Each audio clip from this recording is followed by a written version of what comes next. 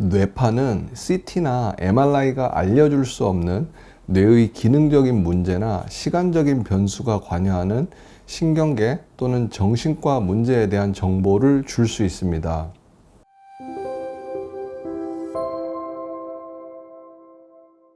최근 의학과 인공지능 기술의 발달로 생각을 읽어내서 생각만으로도 컴퓨터나 기계를 움직이거나 조정하는 일들이 현실이 되고 있습니다. SF 영화나 먼 미래에나 가능할 것으로 보였던 기술이 현실로 다가와 있는 상황입니다. 이런 상상을 현실로 바꿔놓고 있는 것이 바로 이 브레인 컴퓨터 인터페이스, 뇌 컴퓨터 인터페이스 기술입니다. 5차 산업혁명의 핵심 중에 하나인 BCI 기술은 뇌에서 만들어진 신호를 받아들이는 신호 수신 과정과 이 신호를 기계가 이해할 수 있는 정기적 신호로 바꾸는 신호 변환 과정, 그리고 변환된 신호를 분석해서 전달하고 명령을 내리는 최종 출력 과정의 3단계로 이루어집니다.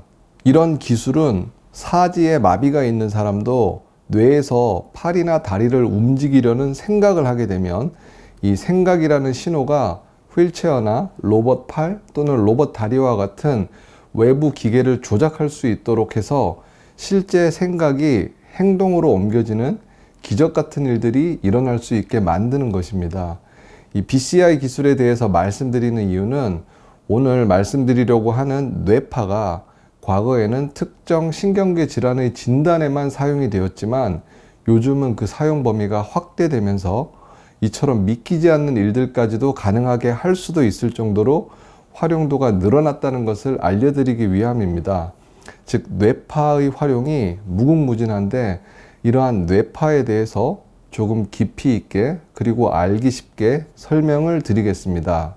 오늘 영상을 포함해서 후속 영상에서 뇌파에 관한 여러 가지 이야기를 해보려고 하는데 최종적으로는 뇌파와 자율신경계의 기능과도 상당히 밀접한 관련이 있음도 설명을 드리겠습니다. 우선 뇌파를 이해하기 전에 우리의 뇌는 어떻게 정보를 습득하고 받아들이게 되는 건지를 알려드리겠습니다. 인간의 뇌는 뉴런이라고 부르는 뇌세포로 구성되어 있는데 뉴런의 수는 약 1000억 개 정도가 됩니다. 그리고 이런 뇌세포 사이에 신호 전달을 하는 연결고리를 시냅스라고 부르는데 약 100조 개의 시냅스 연결이 있습니다. 우리의 뇌는 정보 습득이나 감정 또는 판단을 하는 기능들이 뇌세포 사이의 신호 전달 과정에 의해서 이루어지게 됩니다. 그리고 이러한 신호 전달 체계는 무수히 많은 네트워크나 회로를 가지고 있어서 후천적인 노력을 통해서도 무한한 뇌의 능력 발휘나 초능력을 누구든지 가질 수 있다고도 생각해 볼 수 있을 것 같습니다. 이런 과정을 통해서 약물에 의존하던 신경계 질환을 스스로 극복하고 대처하는 것도 얼마든지 가능하다는 의미일 수 있습니다. 뇌파는 인지와 관련된 신호 전달 과정에서 뇌가 작동을 하고 있다는 것을 보여주는 신호라고 생각하면 이해가 쉬울 것 같습니다. 예를 들어 우리가 느끼는 대표적인 오감인 시각, 청각, 촉각, 후각, 미각 등은 개별 감각 기관에서 정보를 받아들이면 이 정보는 전기 신호로 바뀌어서 시냅스의 신호 전달을 통해 대뇌에 있는 피질로 전달이 됩니다. 이 과정에서 뇌세포 사이에 전기 신호가 발생할 때 전기적 파동이 생기는데 이 파동들이 합쳐져서 눈으로 보여지는 것이 바로 뇌파입니다.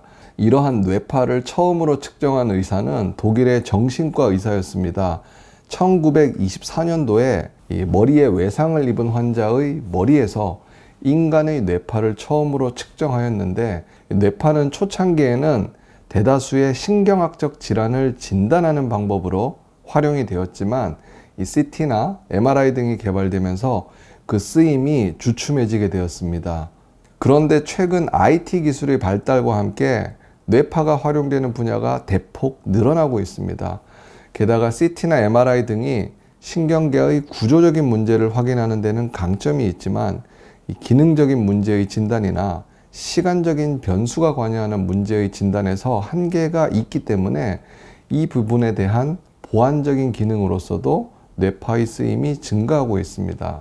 기능적인 문제라고 하면 과거에는 경련이나 발작 또는 치매 진단 등의 협소한 의미였지만 최근에는 불안증, 우울증, 수면장애, 공황장애, ADHD, 브레인포그, 편두통, 이명, 어지럼증 등 광범위한 신경, 정신 기능의 문제 진단에도 활용이 되고 있습니다. 서두에 뇌파와 자율신경의 연관성이 많다고 말씀을 드렸는데 방금 언급드린 뇌파의 적용 범위에 포함되는 증상이나 질환이 바로 대표적인 자율신경의 문제이기도 하다는 점을 주목해 볼 필요가 있습니다. 뇌파를 임상에서 활용할 때는 뇌파의 주파수에 따라 5가지로 나누어서 사용하고 있습니다. 불안이나 흥분 상태에서 나오는 감마파, 일상적인 의식일 때 나오는 베타파, 음악을 듣거나 명상을 하는 편안한 집중 상태에서 나오는 알파파, 그리고 이 알파파보다 더 의식이 이완되어 졸음이 올 듯 느긋해질 때 나오는 뇌파가 세타파입니다. 그리고 아예 깊은 잠에 빠지면 우리의 뇌파는 델타파로 바뀝니다. 만약에 일상적인 상황에서 이 세타파나 델타파가 나오면 뇌 기능이 저하된 치매 등의 인지기능 문제를 예상해 볼 수 있고요. 수면이나 편안한 상태에서 감마파가 과도하게 나오면 불안장애나 공황장애, 수면장애 등의 문제를 예상해 볼 수도 있을 것입니다. 이 뇌파는 이 그림에서처럼 아주 복잡하고 일반인이 보면 뭐가 뭔지 도무지 알 수 없는 그래프로 보입니다. 그래서 최근에는 이 정량화 뇌파 검사라는 기법이 많이 활용이 되는데 이 뇌파를 이 머리 위에서 내려다본 형태의 모습에서 각각의 파형의 분포를 알기 쉽게 컬러로 표현한 방법입니다. 예를 들면 전두엽은 이 기능이 활발할 때 긍정적인 생각이나 스트레스를 해소하는 능력이 좋아지는데 우울증 환자에서는 전두엽 기능이 저하되면서 세타파가 많아지는 특징이 있습니다. 이런 상황이 정량화 뇌파에서는 전두엽에 세타파가 많이 나오는 것을 붉은색으로 표현해서 꼭 뇌파 전문가가 아니더라도 알기 쉽게 표현을 해주게 됩니다. 이런 간편함 때문에 뇌파를 전공하는 신경과 의사가 아니더라도 정량화 뇌파 검사를 많이 시행하고 있습니다. 그런데 중요한 부분은 기계가 뇌파를 정량화해서 그림으로 표현하더라도 이 검사 과정의 오차나 디테일한 해석의 차이가 분명 존재하기 때문에 정확한 판독을 위해서는 정량화되어 그림으로 보여지는 결과물 못지않게 뇌파의 소스 데이터를 전체적으로 해석할 수 있는 뇌파를 전공한 신경과 의사의 진단이 중요할 수 있습니다.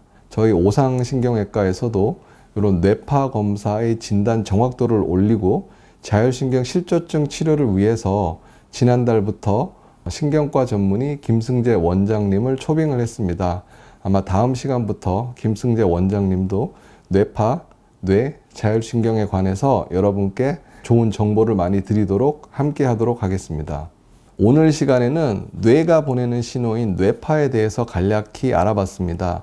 뇌파는 뇌의 기능적이거나 시공간적인 변화에 반응해서 특정한 주파수의 파장을 가지는데 수많은 신경계 문제나 정신과적인 문제가 뇌파로 표현이 될 수 있습니다. 이 후속 영상에서는 개별적인 뇌 신경계의 문제에서 뇌파가 어떻게 표현되는지, 그리고 자율신경의 문제와는 어떤 연관성이 있는지, 그리고 마지막으로 자율신경 및 뇌파를 내 의지로 조절할 수 있는 방법은 없는지에 대해서 알아보도록 하겠습니다.